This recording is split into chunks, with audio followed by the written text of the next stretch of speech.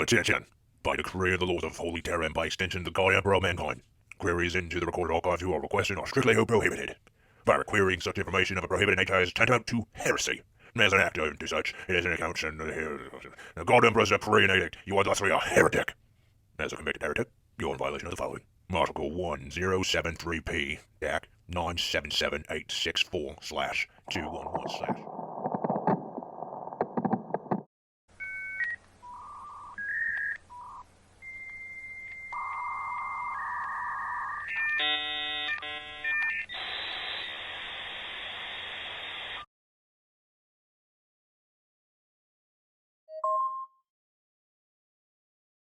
Doc was in his element. Well, actually, he was in the Occurrence Boiler med bay and up to his elbow in guts of a very unhappy armsman, but same difference. All around him, people were shouting, screaming, and generally running around in a blind panic. But he was the calm little center of the universe. Doc hummed to himself as he dug around, and then let out a shout of triumph as he finally found the foreign object.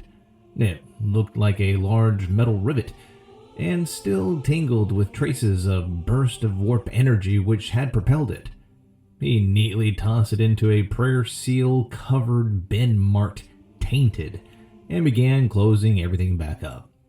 As Doc moved on to the next patient, he allowed himself a moment of pride.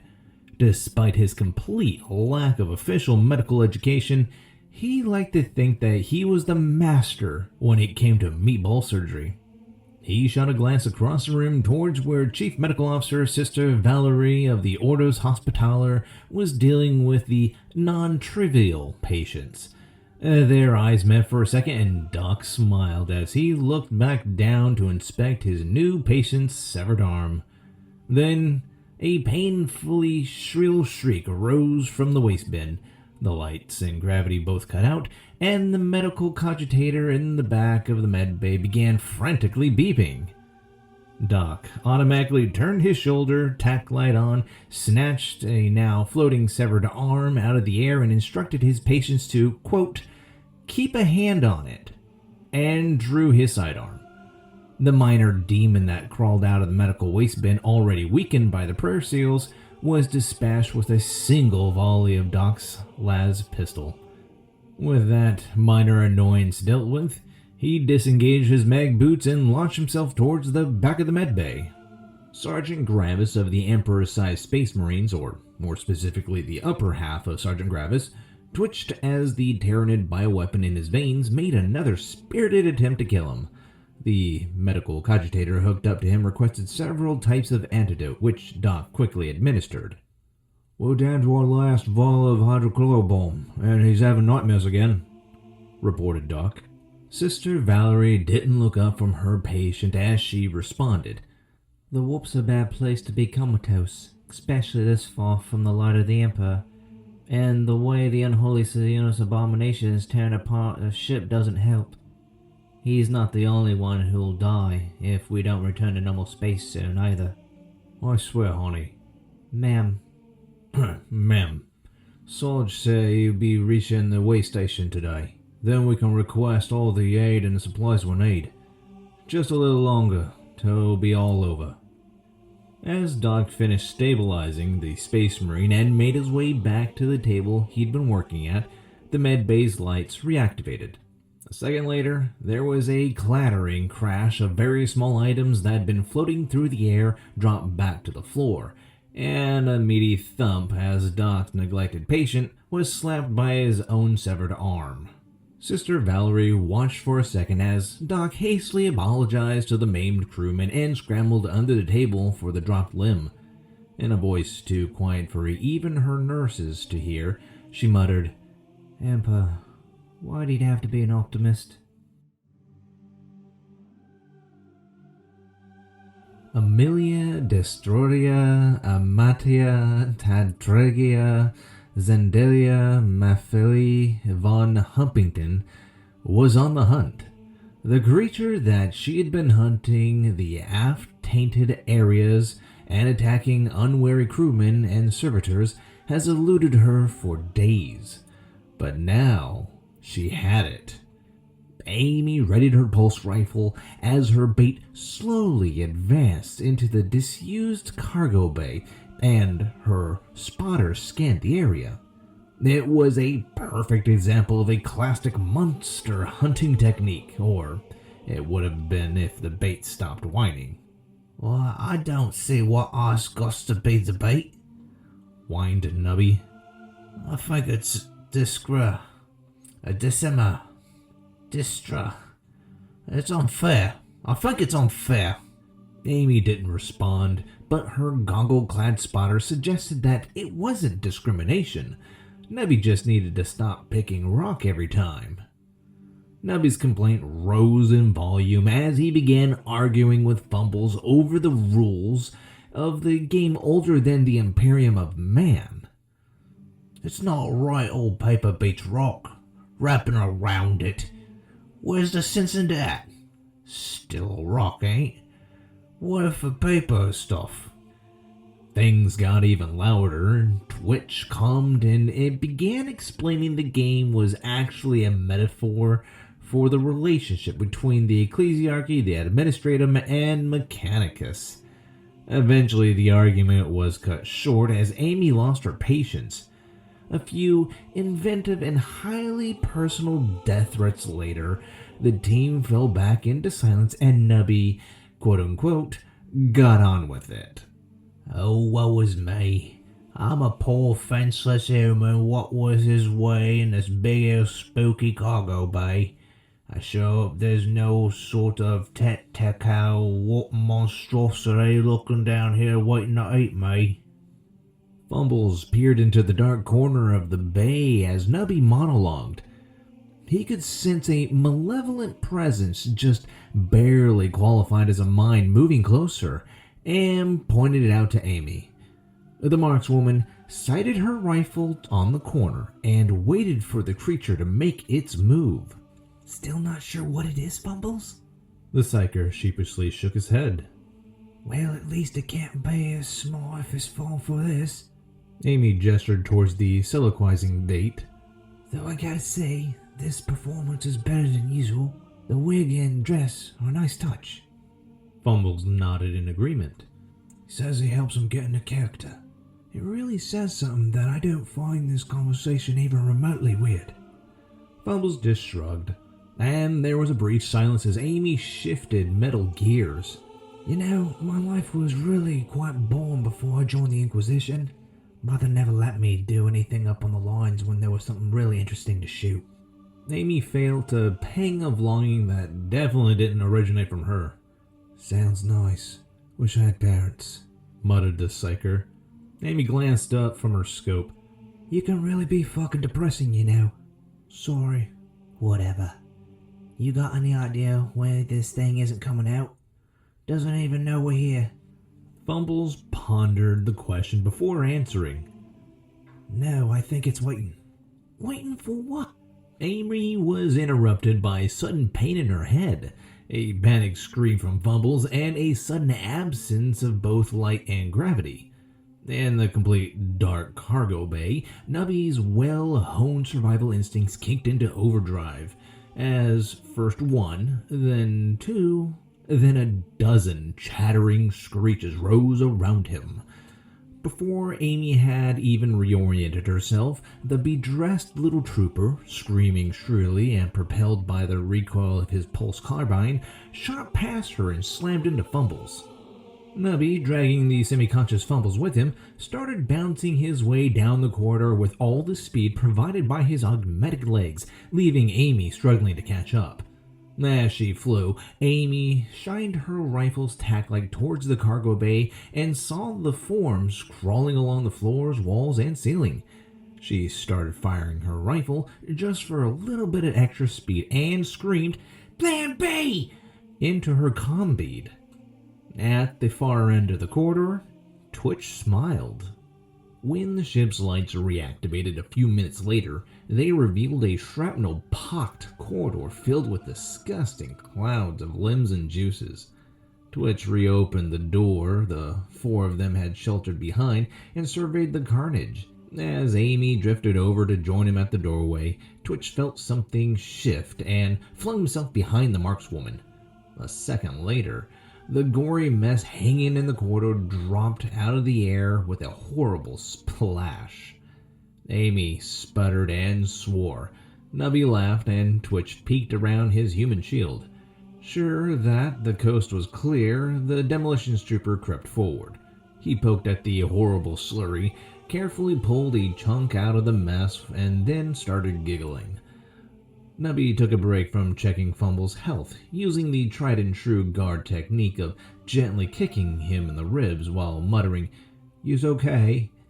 to ask Twitch what was so funny. Twitch turned with a manic smile to Nubby. "These weren't demons." I swear, if you try to tell us those were orcs, I'll cram a delusional head up your ass, growled Amy. Twitch bristled at this. "I don't always say it's orcs." "Yeah, you do," inserted Nubby. "Well, I'm saying it isn't orcs this time." Amy picked an especially large chunk off her armor. "Good, because if it was covered me with orc guts again, I'd have to kill you." "Death threats aside, I fought Fumbles, established that these were demons. Ain't that right, buddy?" Nubby's metal foot prodded Fumbles again, exciting a pained groan. "He says yes." Twitch responded by yanking Nubby away from the suffering psyker and shoved the limb he'd acquired into the trooper's face. Nubby went cross-eyed as he stared at the razor-sharp limb, then swore. Amy came over and swore too. After a brief silence, Twitch spoke. "We gotta tell Sarge." "He's not gonna like this," muttered Nubby. Not it," echoed Twitch. added Fumbles. Amy glared at them and keyed Sarge's channel. Deep inside the spacefaring pile of scrap known as the Occurrence Border, there was a circular room filled with arcane machinery. In the middle of this room is a bubble of blue light which contains a large Xenos that resembles a cross between a snake and a nightmarish fetus. The Xenos is a type of potential Tyranid psyker known as a Xanthrope, which was captured in a daring Space Marine assisted raid and is now being transported to an Inquisitional laboratory for study. The imprisoned Xanthrope is being held completely still by a stasis field, but its sheer psychic presence distorts the world around it and acts like a beacon for the denizens of the warp. The cuddled-together psychic containment area is straining, subsystems on the ragged edge of failing, some sparking, others smoking, and the stasis field itself is emitting an ominous hum that steadily rises in pitch. Two men, one of filthy guard uniform and the other one sporting a robe and augmetics of the Adeptus Mechanicus and a Tau Earth cast variety, are running around in a constant effort to repair the containment area's failing systems. A third man, whose uniform and bearing screams NCO, is standing directly in front of the Xanthrope and holding what appears to be a piece of hull plating like an oversized shield. The shield bearer is Interrogator Greg Sargent, and he is not having a good day. Sarge tightened his grip on the massive shield as the stasis unit's humming reached a painfully high pitch, then went out of range of human hearing. After a few tense seconds, there was a deafening clang, and the blue field around the Xanthrope disappeared. It was immediately replaced by a corona of green electricity, which gathered in front of the Xenos as it turned to face the frantically working Theo. With a scream of effort, Sarge hefted the shield and sprinted across the room, barely managing to intercept the lightning bolt in time. Without a second of hesitation, the Xanthrope began gathering another bolt of electricity and twisted around to face the opposite side of the room. Sarge lifted his smoking shield for another sprint, but let it drop back down to the floor as the stasis field snapped back into existence. Behind him, the squat Tau scientist complained that Sarge was standing in his light. At the sound of Sarge grumbling about quote-unquote ungrateful little Xenos bastard, Dink looked up from the mess of wires he was digging through. Oh, nice catch there, boss. We'll be dead without you. Truly, you are a master standing in front of things. Now, since you're just standing there, could you grab me another handful of triplex connectors? Next flicker should be in 3 minutes. You've got time. Sarge glared at the techie, but set down his shield and headed off for the requested parts. On the far side of the room, Chief Engine Seer Jim leaned out from behind the blue pylon and angrily waved a mechanandrite. Damn it, Tink. No more triplex connectors. They anger the machine spirits. Stick to duplex. Tink scoffed. Machine spirit my ass. They work fine. Come on, Theo, back me up on this. The Tau responded without looking up from his work. There's no specific reason triplex connectors couldn't work. They're completely compatible with duplex systems, and are in fact rated much higher in capacity. See? Jim returned to his work with a few mutters about his poor, abused machines, and Sarge delivered the controversial parts. As Sarge hefted his massive shield and got into position, the stasis unit began making its ominous humming again, and Tink rushed to finish his repairs. With a shout of triumph, he reconnected the final component and slammed the panel shut, and ran over to one of the control panels lining the room. The mental pressure everyone in the room had been feeling quickly decreased. Sarge let out a sigh of relief. Tink cheered again, and Theo asked if anyone else could smell smoke. A second later, the panel Tink had just shut flung across the room with a small explosion, and the mental pressure returned with painful intensity. From beyond his pylon, Jim shouted, I told you they don't like triplex. While the three techies ran around in a panic, Sarge stood still and watched the stasis unit. He looked down at his shield, up at the green aura that was gathering around the Xanthrope despite the temporarily functional stasis field, back down at the shield, and reached a decision. Silently counting to himself, Sarge raised the massive slab of metal over his head. Sarge didn't wait for the Xanthrope to make the first move. As the stasis field cut out, he flung the heavy shield with all his beefy non-com strength and dove for cover. There was a clang, followed by a zap, a thwap, and a massive boom. For a split second, the room was lit by a blinding green light. Then everything went dark. Sarge hung in the air at the apex of his jump and blinked in the pitch of darkness. He wondered if he'd finally got himself killed, or whether the afterlife he'd truly involved fighting by the Emperor's side, or if Twitch was right about the poker room. Then he crashed into the ceiling, and the ringing in his ears faded into Jim screaming at Tink about how he caused a ship-wide power outage with his damn triplex connectors.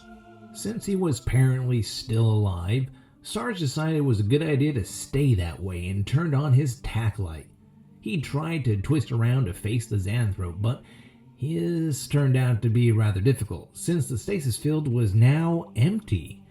After a brief period of panic, Sarge realized that the lack of green lightning bolts meant that the Xenos wasn't currently up for a fight, and began carefully scanning the room. Remembering the meaty thunk he heard after throwing the shield, Sarge aimed his light to the far side of the room. It revealed a horrible form made of chitin and metal hanging from the entrance of the debris-clogged cell. A closer look revealed it to be the Xanthrope, except with a partially melted shield wrapped around its head. Sarge floated over and scientifically poked it with his gun, took its feeble twitching as a good sign, and began hefting the Xenos out of the cell and back towards the stasis unit. While Sarge wrangled the Xanthrope back into place, Tink, Jim, and Theo climbed around the incredibly deep hole that was occupied by Sarge's former position. From the very bottom, Theo could be heard complaining that whoever had installed the wiring in this section had not been a SEP-certified electrician. Jim, who had been patching cables slightly higher up, suggested that the person had probably been either drunk or insane, or both. At the top of the hole, Tink reconnected the group of wires with a few duplex connectors, and nearly wet himself when the tangled mass started sparking and the room's comm terminal chimed. At a sight of the familiar contact code on the screen, Tink launched himself out of the hole and flew over to the terminal, ran his hand through his filthy hair, straightened his goggles, and oh so casually answered the incoming call. "Hey, Hannah, what's up, baby?" Sarge heard the enraged screeching from across the room and couldn't make out any of the words aside from stupid and insane. Tink continued undeterred. "Why do you assume I had anything to do with this? Is it because you're always thinking about me?" This time the screeching was accompanied by a short arc of electricity. Cursing and clutching his burned ear, Tink floated away from the terminal and then crashed to the ground next to the hole as gravity and light returned to the cells. After a feeble attempt to climb to his feet, the techie gave up, leaned over the side of the hole and groaned, "Hey, Jim, your sexy counterpart is being more bitchy. Can you talk to her?" While Jim climbed out of the hole and began giving a damage report to Hannah, Sarge pushed the Xanthro back into the network of grav plates above the stasis unit. Once he was certain the now metal-faced Xenos wasn't going anywhere, Sarge dragged Tink back off to the floor and over to the non-functional stasis unit. A few kicks and death threats convinced the techie that getting the stasis field back up was more important than eavesdropping on Jim's conversation, and the two guardsmen got to work. Right as the last fixes were being made, Sarge's comm bead came to life with the sound of Doc's slightly panicked voice. "Sarge, the cap's been trying to get a hold of you over the ship's comms. He says we're there." With a rare smile, Sarge relayed the good news to the comm beadless Tink, who practically collapsed with relief and leaned towards Sarge's headset. "Oh, thank the Emperor. Doc, tell him we'll be ready in 5 minutes." On the far side of the comm bead, Doc's voice grew a little panicked. I don't think you've got 5 minutes. I think he meant we're there. As in, we're dewarping right now." Sarge winced as Tink ripped the comm bead off his head and began screaming into it. "What happened to your warning, Doc? I was promised a 15-minute warning." "How should I know?" responded Doc. "I'm just passing the word along. All I know is that the captain said your room comm is buzzy, and he asked me to try to reach you." "That's totally not my fault." Tink shot a glance towards the room's comm terminal where Jim was chatting about catastrophic system damage with Hannah, and then returned his attention to the comm bead. "And why didn't he just call us like you did?" Doc's tone shifted from panic to annoyed. "Maybe because you helped Twitch encrypt all our comm beads day before yesterday." "Well, that's just to keep the cogboys from spying on us, and he said he'd share the code with everyone who needed it." There was a brief pause as Doc digested this. Then the medic exploded. "You thought he'd share the code? This is Twitch we're talking about, you idiot. Of course he didn't share it with anyone." T began putting together a suitably scathing response, but was interrupted as Sarge reeled the comm bead back and spun around to face the psi suppressor. "Talking time's over. Fixing time now. Move it, trooper!" Once he was sure Tink was back on task, Sarge turned his attention to Jim. Using his refined oratory and leadership skill, he convinced the tech priest that repairing the cell's various delicate systems before the stress of dewarping blew them to shrapnel took priority over helping Hana with the ship's power problem.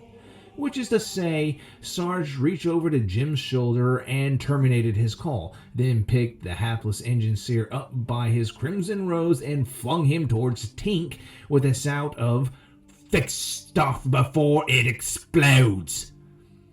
As the two techies scrambled and Theo asked what was going on if anyone could help him with this hole, Sarge entered the bridge contact code into the comm terminal. Unfortunately, his plan to yell at the captain for attempting to get them all killed ran into problems, as the ex-Navy officer answered the call with a bellow, "Why is my ship's navigator unconscious, Sarge?" Back in the aft of the ship, Amy's combi nearly deafened her as she finally connected to Sarge's. After a few attempts to make herself heard over her boss's shouting match, she removed the earpiece and turned to her companions. "I think he's busy. Apparently we're all about to die."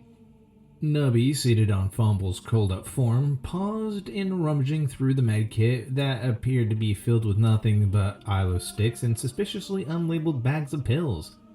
"Oh, hey, anyone want to smoke?"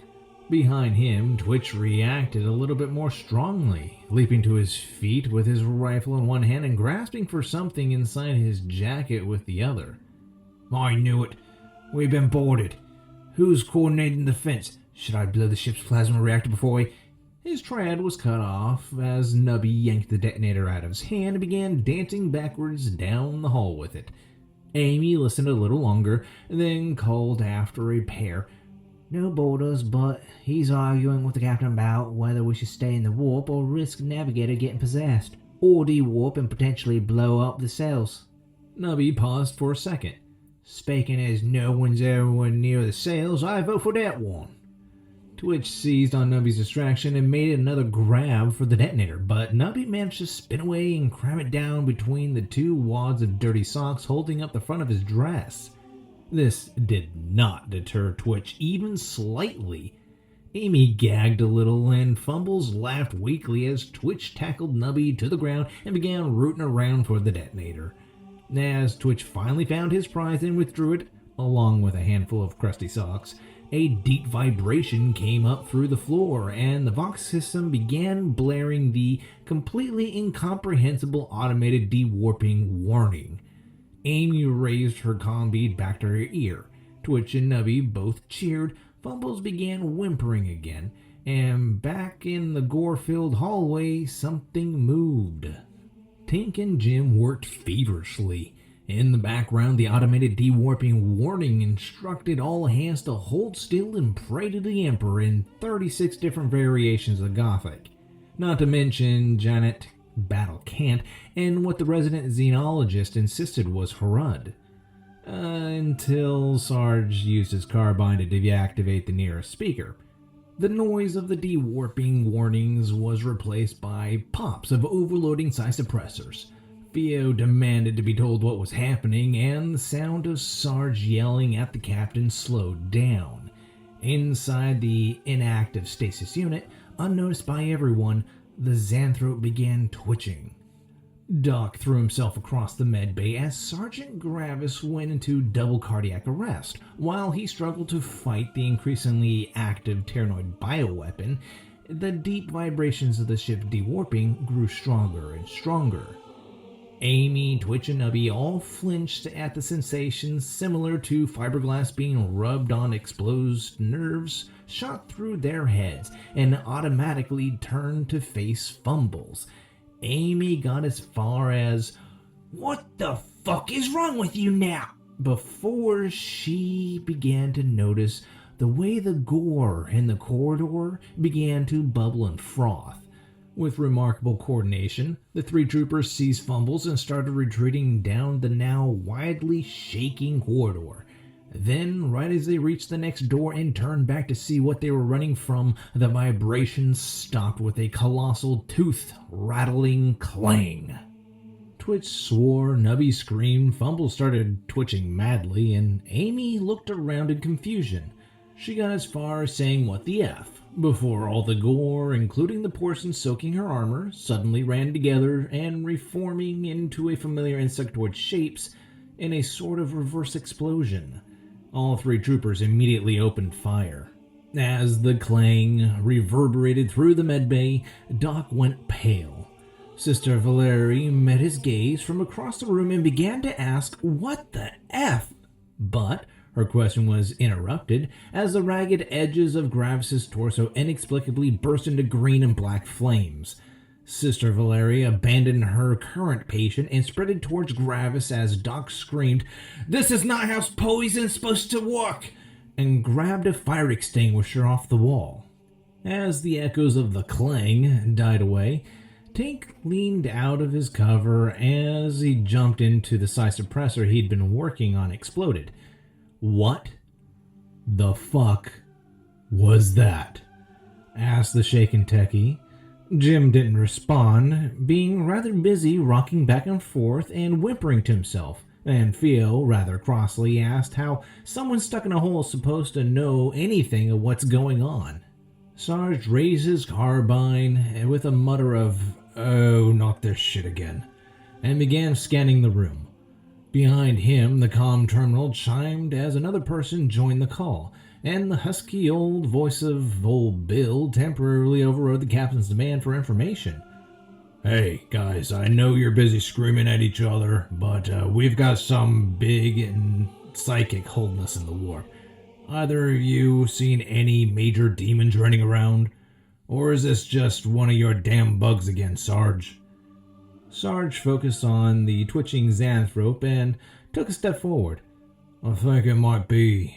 The Xenopsyker snapped its metal covering face towards him, surrounded itself with a halo of green and black electricity, and the tide of insects began pouring out of every crack in the room. "Definitely the bug," shouted Sarge. Sarge dropped his carbine onto the sling and sprinted at the stasis unit, crushing insects under his boot as he ran. For a second, the room around him seemed to stretch and warp, but it stopped as Jim snapped out of his funk and plunged his mecha-andrite into one of the psi suppressors. Several small bolts of green and black electricity grounded on Sarge as he finally neared the stasis unit, but he ignored them and triumphantly flipped the big switch on. But nothing happened. Sarge frantically flipped the switch up and down and screamed, "I thought we fixed this, Tank!" Tink slammed into the unit next to him, slapped his hand away, and set the switch to on, and responded with forced calm. "Had to replace the capacitors to fix the flicker. Then we need to Tink's calm tone evaporated as they began slapping at the insects crawling up his pant leg. Sarge sprang to help, then noticed the way the insects were flowing towards the open maintenance panel of the stasis unit. He immediately began employing his big, stompy boots on the effort to stem the tide, screaming at Tink as he did so. "Why didn't we turn it back on after we fixed it?" "Because we're idiots, Sarge," responded the techie as he began frantically dancing, finally dislodging the last bug as he joined Sarge in the stomping of the onrushing swarm.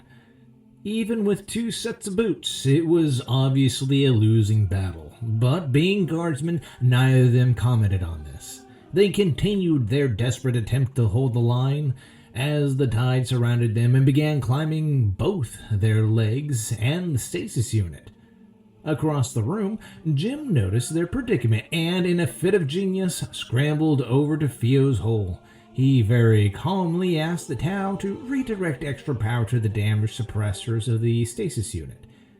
There was a flash of blue light behind Sergeant Tink, and both of them collapsed as the universe twisted and what felt like a million barbed legs ripped across their minds. For the second time that day, Sarge wondered if he'd been killed. But as the empty ring in his head was replaced by what felt like the universe's worst hangover, he decided that he was probably still alive. He just wished he wasn't. Moving with the extreme care of someone with a near-terminal headache, Sarge sat up and looked around the cell.